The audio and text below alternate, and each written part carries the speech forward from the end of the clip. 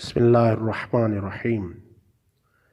यकीनन आप लोगों ने देखा होगा, जब भी कोई शख्स अपने करीबी रिश्तेदार की कब्र पर जाता है तो अपने साथ फूल, अगरबत्तियाँ और पानी लेकर जाता है।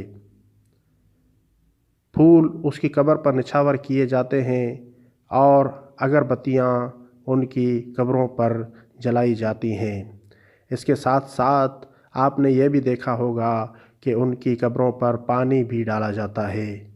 पानी डालने का सबब क्या है, फ़लसफ़ा क्या है और क्या साहिब कब्र को उसकी कब्र पर पानी डालने का कोई फ़ायदा होता है, इस सिलसिले में इब्ने अबी उमैर अपने चंद असहाब और साथियों से नक़ल करते हैं कि उन्होंने एक मरतबा हज़रत इमाम जाफ़र सादिक़ अलैहिस्सलाम से कब्र पर पानी छिड़कने के मुताल्लिक़ दरियाफ़्त किया तो इमाम अलैहिस्सलाम ने फ़रमाया, जब तक मट्टी गीली रहती है उस वक्त तक मैयत से अज़ाब दूर रहता है।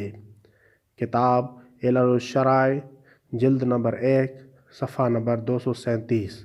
हमें चाहिए कि हम अपने करीबी रिश्तेदारों की कब्रों पर जब भी जाएं तो पानी ज़रूर अपने साथ लेकर जाया करें और उस पानी को कब्र पर डाल दिया करें।